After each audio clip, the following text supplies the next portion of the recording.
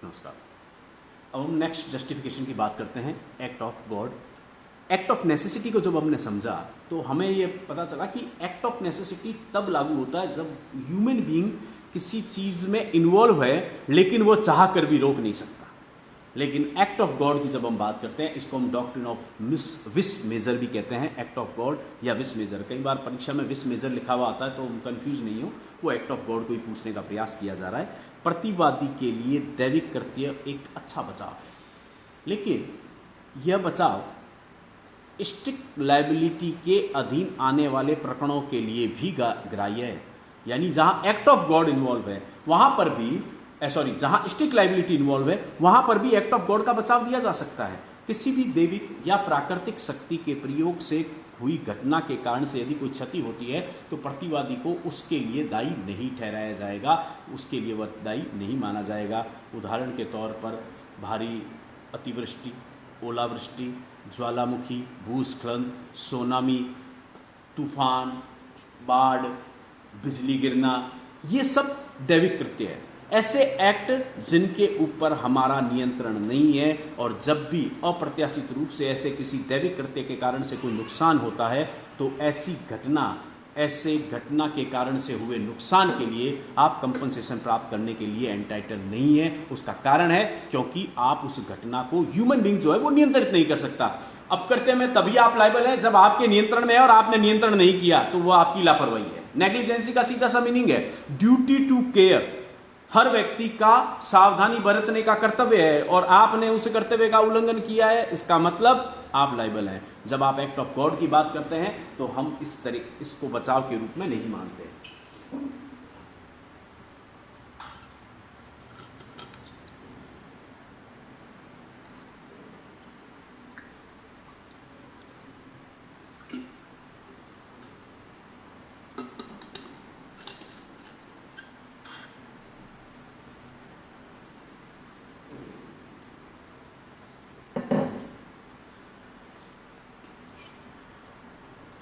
Act of God को समझने के लिए सबसे इंपॉर्टेंट केस जो है निकोलस वर्सेस मार्शलैंड का केस है, जहां पर इस बात में प्रतिवादी ने अपनी भूमि के ऊपर एक जलाशय बनाया और जलाशय में पानी को भरा, लेकिन आज तक जितनी बरसात नहीं हुई उतनी अधिक वर्षा के कारण से, अतिवृष्टि के कारण से वो जलाशय जो है उसका डैम टूट गया और उसकी वजह से, उस पानी के प्रेशर की वजह से पड़ोसी के खेतों को काफ़ी नुकसान हुआ।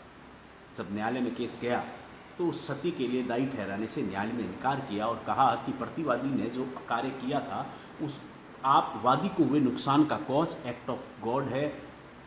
लेकिन इस एक्ट ऑफ गॉड के बचाव को न्यायालय के द्वारा कई मामलों में मानने से इनकार भी किया गया। उसका एक रीजन था क्योंकि वर्तमान परिस्थितियों में एक्ट ऑफ गॉड जो है उस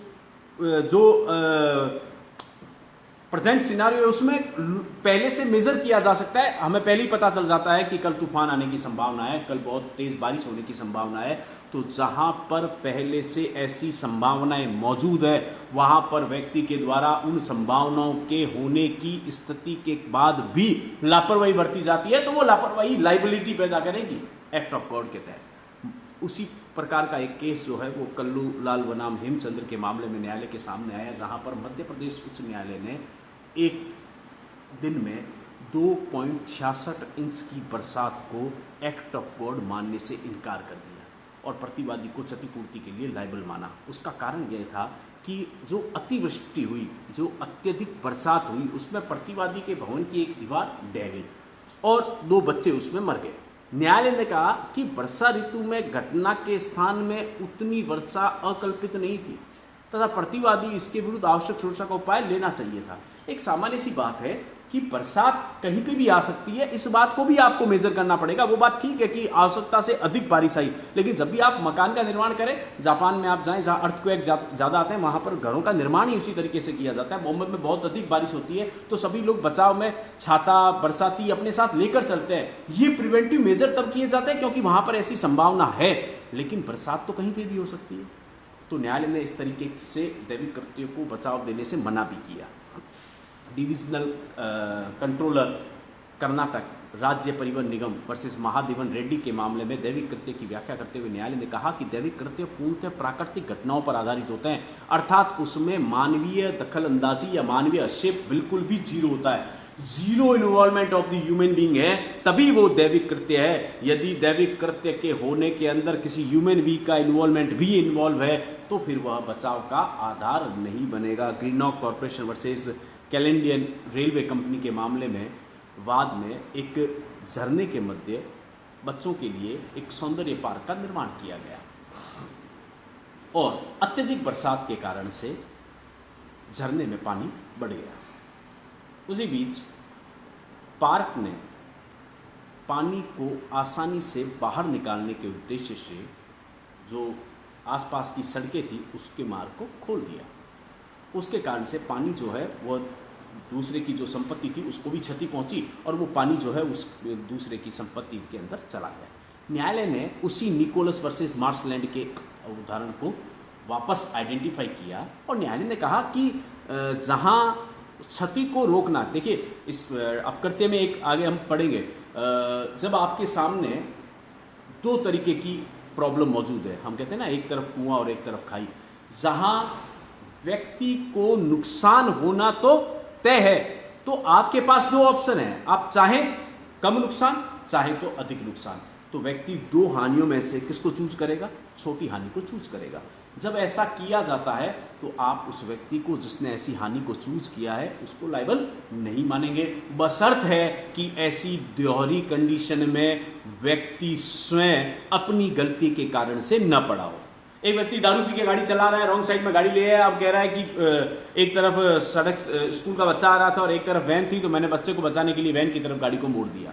नहीं, ये दोहरी जो ड्यूल कंडीशन, वैकल्पिक जो खतरा आपके पास में आया, उस वैकल्पिक खतरे में एक का चयन नहीं है बल्कि उस खतरे में आपने अपने आप को स्वयं डाला है, आपकी खुद की पोजीशन है, इसलिए दोनों ही कंडीशन में आप लायबल हैं, चाहे आपने छोटी हानि कारित की है चाहे बड़ी हानि कारित की है। न्यायालय ने निकोलस वर्सेस मार्शलैंड के केस को यहाँ पर लागू किया और न्यायालय का यह मानना था कि दैविक कृत्य के मामलों में जहाँ पर कोई व्यक्ति इतनी बारिश की कल्पना नहीं करता वहाँ पर व्यक्ति जो है वो लाइबिलिटी से बचाव का आधार होगा दैविक कृत्य के कारण से। टी गजाय लक्ष्मी बनाम सचिव PWD तमिलनाडु मद्रास राज्य जो है उस वाद में एक बहुत तेज आंधी और बरसात के कारण से बिजली के खंभे का तार टूटकर सड़क पर गिर गया, जिसके कारण से सड़क पर जा रहे एक व्यक्ति जो साइकिल सवार था उसको करंट लगा और करंट की वजह से उसकी मृत्यु हो गई। बिजली बोर्ड ने दैविक कृत्य की दलील प्रस्तुत की और बिजली बोर्ड का ये मानना था, उसने दायित्व की मुक्ति इस आधार पर चाहिए कि भाई आंधी तूफान आने की वजह से सड़क पर तार गिरा, उसमें हमारा कोई रोल नहीं था और हमारी कोई लापरवाही नहीं थी। इतनी बरसात और आंधी जो है वो जनरली नहीं आती है और न्यायालय ने कहा कि प्रतिवादी की दोनों ही दलीलें खारिज करने योग्य है। उसने दो तर्क दिए। सबसे पहला तर्क था कि जो एक्ट हुआ उसमें एक्ट ऑफ गॉड इन्वॉल्व है, जबकि यहाँ पर एक्ट ऑफ गॉड तो इन्वॉल्व है लेकिन यदि तार टूट गया है तो बिजली कंपनी की यह जिम्मेदारी है कि आंधी तूफान के मामलों में इस बात की प्रॉपर केयर रखी जाए कि कहीं पर भी कोई खंभा तार टूट रहा है तो उसको हाथों हाथ क्या किया जाए, सही किया जाए। दूसरी दलील वो देते हैं कि वॉलंटरी नॉन फिट इंजरी है, इतने भारी तूफान और उसमें किसी व्यक्ति को अपने घर से बाहर ही नहीं निकलना चाहिए।